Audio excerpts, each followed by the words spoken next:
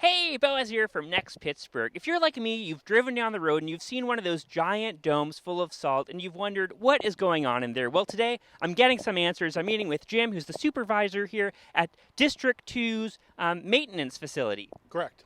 And so we're walking towards one of the salt domes right here. I guess you've got some trucks. Where do they go to? Yes, there'll be 4 trucks going out today.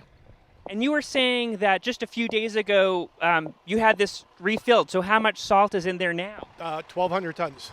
Wow. Oh my gosh. This is like, I mean, I've seen this from the side of the road, but it is just like, it's a huge pile. This is so overwhelming. Yes, there's 1,200 tons of salt in here. And then right behind you, there's another 400. Wow. And is this just pure salt or is there other stuff in it? Nope, just pure salt, rock salt. And so how do you estimate what you're going to need every winter, or do you just order the same amount every winter? As it starts getting empty, my boss will come in and order it, and it gets delivered.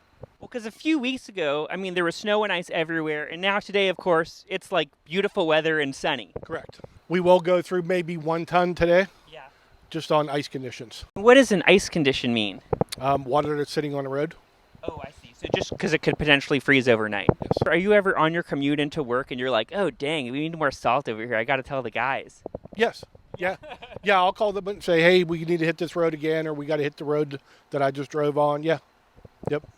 And how many of these trucks do you have, to dump the salt? We have 4 tandems that hold anywhere from 12 to 15 tons of salt, and we have 6 single axles that hold anywhere from 8 to 10 tons of salt.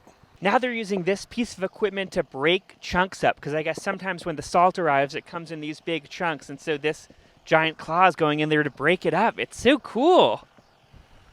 And so you have no idea whether you'll go through this again this season. I mean, it sort of depends on the weather, because you could be refilling this 10 more times or never. Correct. Yep, you're right. And then in the summer, is this sit empty, or you just have the leftover salt? Stays there. Okay. That stays there, and whatever's under that tarp there will stay there also. And when I see all the salt, it's like, well, could we build a big salt castle out of this? Or like, you want to get out here with a shovel and some molds? No, you can't. No. Not going to happen.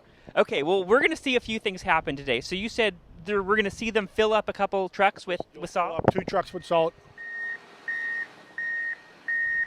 Oh, wow, here it goes. Okay, the salt is being dumped into the truck. Wow. How many scoops can fit into each truck? These single axles here will haul 3 scoops, and the tandem coming in next will haul 4. This is just one of many maintenance facilities in Allegheny County. Correct. We're one of 7 districts. There's 50 trucks total. And then they sort of are going out in shifts sort of as the weather requires, I guess. Correct. Yes. Like a truckload of salt, like how long will it take that truck to dump that much salt? So during a winter storm, 1 hour. Okay. That's round trip from beginning of route to the end of the route. And so have you ever been in a scenario where it's like the weather's beautiful and then suddenly like a storm comes out of nowhere and you're coming in here and like putting these plows on like last minute? Yep. Yes, we do.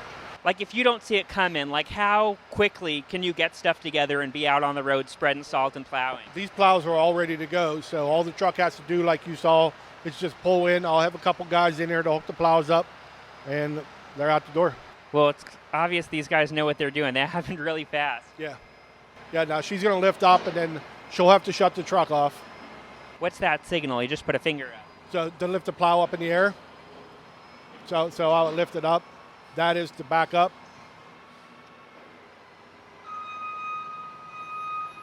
Does that mean it's ready to go? It is ready to go. Now he's telling her to turn the plow left and right. So that's all hooked up and ready to go. Wow, that was cool to see. I didn't realize it has that range of motion. So if you want to plow straight down the middle of the road to keep it straight, anything that want to go to the left or the right, you just turn the plow that way. Well, I'm sitting up here with Nancy now, and Nancy, okay, this looks sort of like a normal car, but then you also have a ton of other buttons and like knobs and stuff. So can you show me what some of these things are? This first one closest to me would lift the bed of the truck. So that's how you raise the bed if you're going to dump. Oh. Okay. And then this one here lifts the plow and lowers the plow. And then the closest one to you turns it left and right. Wow. How long have you been doing this? I have been with Allegheny County, this is my 24th winter, but I started driving tractor trailer with my late husband in 85. Wow. So probably longer than you've been here. So it's crazy, like, I feel like there's crazy winter weather coming, everybody else is going inside, and you're going outside. That's right. When everybody else is going to hide on their couch and eat cookies and drink tea, I am getting dressed to go out and hopefully get anybody else out home safely. Yeah. So when you see a big storm coming, are you excited or, like, stressed? So I'm excited. Yeah. You couldn't do this job if you were afraid of, the weather or driving. I mean, if you have to be in a storm out, this is the thing to be in.